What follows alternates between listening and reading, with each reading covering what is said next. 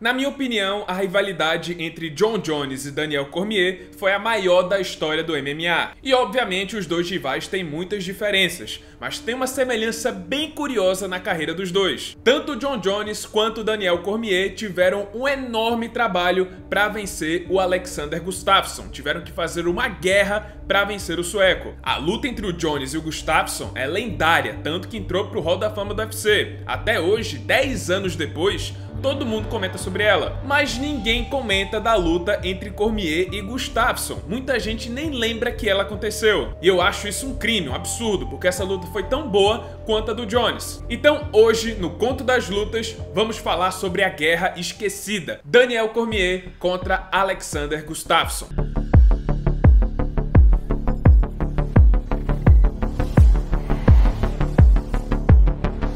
E como sempre, vamos contextualizar. O ano era 2015, Jon Jones havia sido preso pela polícia de Albuquerque por bater no carro de uma mulher grávida e fugir do local sem prestar socorro, e com a prisão o UFC retirou seu cinturão, ele não era mais o campeão dos meio pesados. E na sua ausência, o seu grande rival, Daniel Cormier, enfrentou Anthony Johnson pelo cinturão vago e se tornou o novo campeão dos meio pesados. Só que naquela época, muita gente criticava o DC, diziam que ele era um falso campeão, que só conquistou o título porque o Jon Jones não estava presente. Obviamente, a única forma dele tirar esse estigma era vencer o Jon Jones, era enfrentar o Jon Jones de novo. O problema é que o Jones ainda estava fora de cena. Sendo assim, o Cormier precisava de uma nova alternativa para deixar o seu reinado mais legítimo. E aí veio a ideia de enfrentar o homem que mais deu trabalho para o Jon Jones, o homem que mais chegou perto de vencer o Jon Jones, Alexander Gustafsson. E houve uma certa polêmica na época, porque o Gustafsson estava vindo de derrota para o Anthony Johnson. O Anthony Johnson que perdeu para o Cormier. Aí ficou aquela polêmica, pô, vai dar uma disputa de cinturão para um cara que tá vindo de derrota. Mas como na época não havia um desafiante claro para o cinturão, não havia um desafiante número 1 óbvio para disputar o cinturão contra o Cormier, acabou que a oportunidade surgiu e resolveram casar essa luta entre o Cormier e o sueco. A luta foi confirmada para outubro de 2015, no UFC 192, e ela já chamava atenção pela gritante diferença de tamanho entre os dois. Cormier com 1,80 de altura e 1,83 de envergadura, contra os quase 2 metros de altura do Gustafsson e 2,6 de envergadura. E eu confesso, na época eu tava torcendo muito pro Gustafsson, e eu achava que ele conseguiria vencer o Cormier e conseguir a revanche com Jon Jones no ano seguinte. O problema é que o Cormier entrou naquela luta pra vencer, pra provar que o seu reinado é legítimo, que ele é um campeão de verdade. E logo no início do combate, Cormier agarrou a perna do Gustafsson, ergueu o sueco nos ombros como se não fosse nada e em seguida o arremessou no chão. DC trabalhou bem no chão e venceu claramente esse primeiro round, mas a guerra de verdade só iria começar nos próximos 5 minutos. Gustafsson começou a ganhar força no boxe,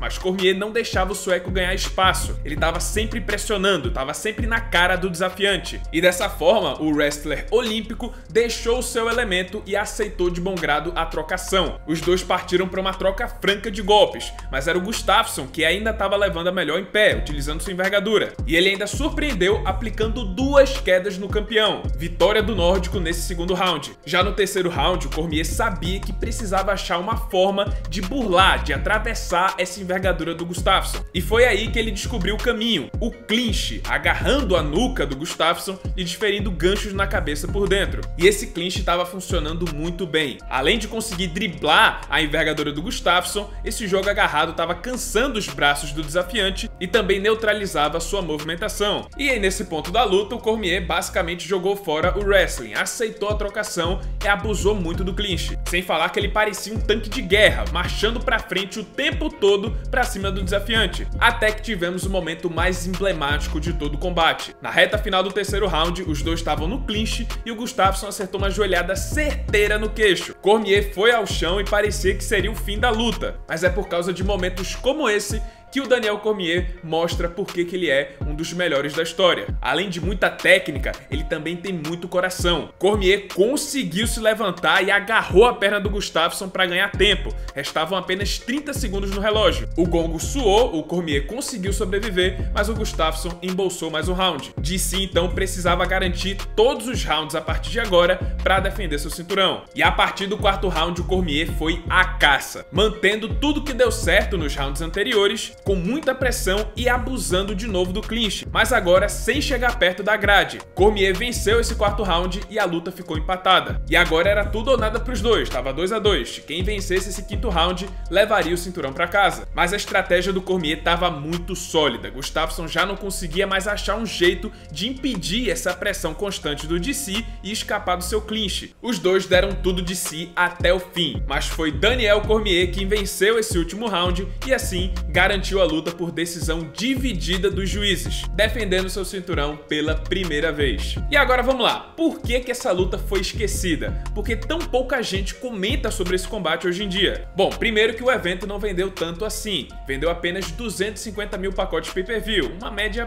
baixa. Além disso, temos que considerar o ano em que essa luta aconteceu, 2015, que foi um dos melhores anos do UFC. Muita coisa aconteceu, teve a chegada da Reebok, a ascensão de Conor McGregor, o auge e a queda de Ronda Rousey, o retorno de Anderson Silva após a lesão, vários campeões perdendo o cinturão, enfim, muita coisa importante aconteceu em 2015, que acabou que no fim das contas a batalha entre Cormier e Gustafsson ficou meio que ofuscada. E também tem sempre o paralelo dessa luta com a luta entre Jones e Gustafsson, que foi bem mais emblemática, bem mais importante. Foi a única vez que o John Jones sangrou. E bem que ela poderia ter vencido o prêmio de luta do ano lá em 2015. O problema é que tinha um fortíssimo candidato, que foi a segunda luta entre Robbie Lawler e Rory MacDonald, que também entrou pro Hall da Fama do UFC. Enfim, eu acredito que, assim como eu, os fãs mais frequentes do UFC com certeza devem lembrar dessa luta, porque foi uma luta excelente. Só que o fã mais casual, os fãs que começaram a acompanhar o esporte mais recentemente,